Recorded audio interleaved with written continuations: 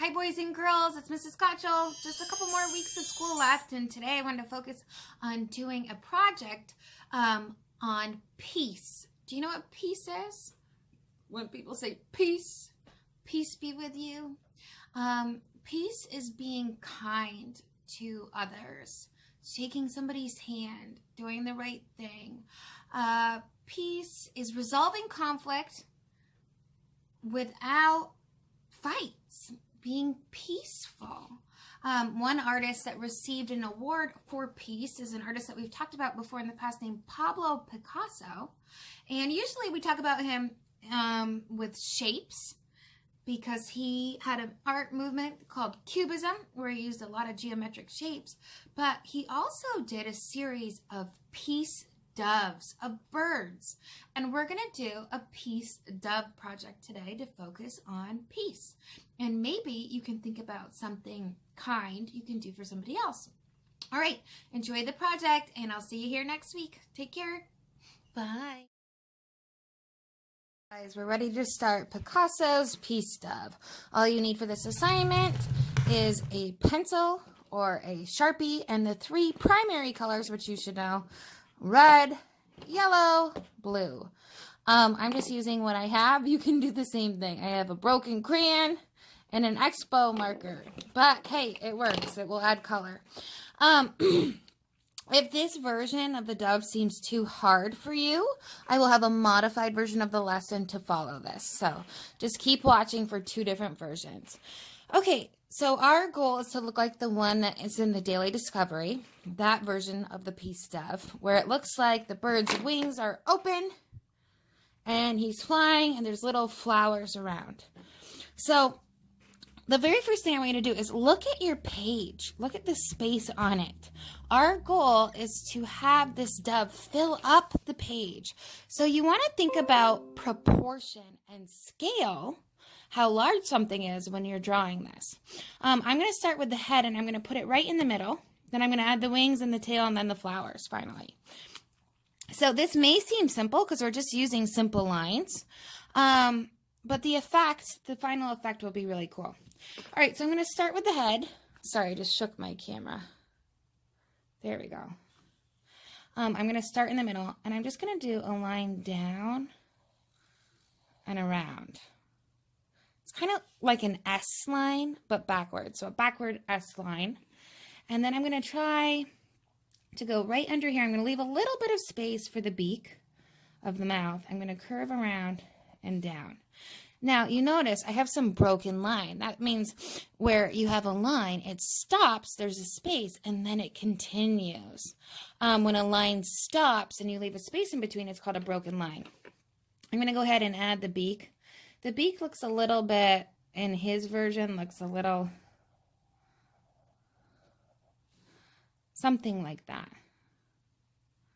I'm going to close it off a little bit, and then I'm going to put the eye. I'm going to just draw a circle. I'm going to put a line in it. Okay, so that's the start of my dove. Now, I want to do my wings, and I want to make sure that they fill up the area. So what you can always do is air draw. I like to do that so that I can figure out my space. I sort of practice my line before I go ahead and do it. I'm going to have another broken line. So I'm going to go behind the head, go up to the top,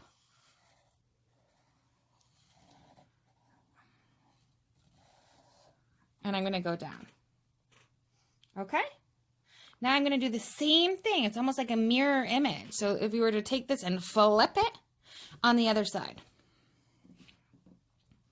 So I'm going to go here, and I'm going to start below this line. Now it doesn't have to be exactly the same, just similar. And I'm going to curve it in. Now I'm just missing the tail and the rest of the body. So I'm going to go down here. I'm going to do like a curvy line for the tail, curve it up, and then this is the most important part for the dove right here, kind of where his belly would be. And again, it's a broken line, so I'm just going to go up. And this could be a thicker line too. As you can see, my Sharpie is starting to die, but that's okay, I'll make it work. You're probably encountering similar situation, so that's all right. Now, his feet would be sort of right here.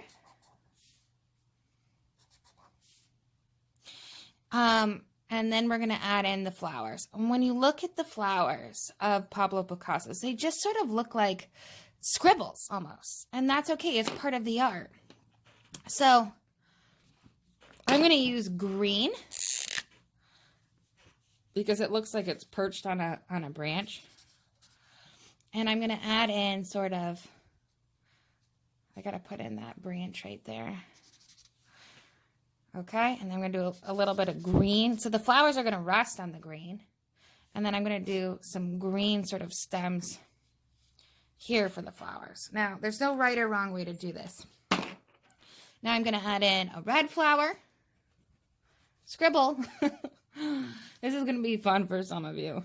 For some of you, you might get frustrated because it's a little bit abstract. Abstract is when something doesn't look exactly the way you would envision it to look in real life. But it's referencing a flower. So it might not look like a flower that you're used to drawing, like a tulip or something. But instead it's kind of referencing that with just line. Okay, so I'm going to go right above this green and put another scribble, reference a flower, and down here. And I'm kind of looking at a picture where Pablo Picasso did his to sort of replicate it. Okay, there's red. Now I need my yellow. No right or wrong. Gonna go right above this green. Sorry, I'm shaking my entire table because I'm putting pressure. I'm putting pressure. There we go. And then finally, our last primary color is blue. Blue flower. Blue flower. Looks like Pablo has one kind of over here by this green. And maybe a final one down here. And the last step, if you want to be like Pablo Picasso, is to sign your name. So he would always write Picasso, right? Kind of right under his pictures. So I'm going to write Gacho. He'd put a line on it. And then you could take it one step further and do the date.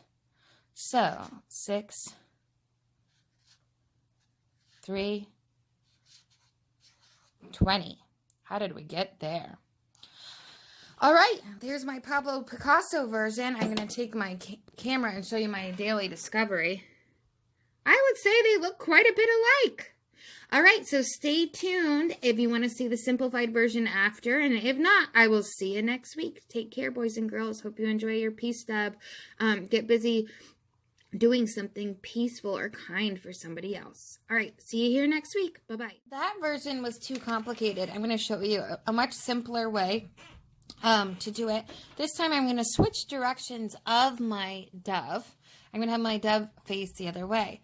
So I'm going to go ahead and start with my dove's head. So I'm going to start kind of below the beak and put a head in.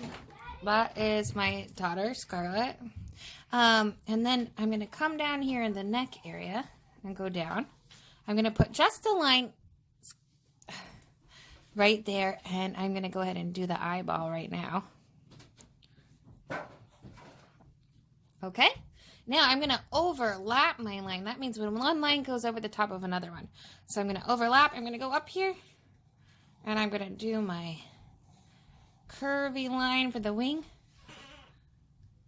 And now I'm going to move to the tail. So I'm going to go here, and I'm just going to go out really big and do a different tail, and I'm just going to go up. And then all my piece dove needs is one more wing. So I'm going to come down here and do another line and wrap it around. Now, if I want my line to touch, I can bring this down. And then I'm going to go ahead and add my olive branch. Make it look like it's in my dove's mouth. Sign my name.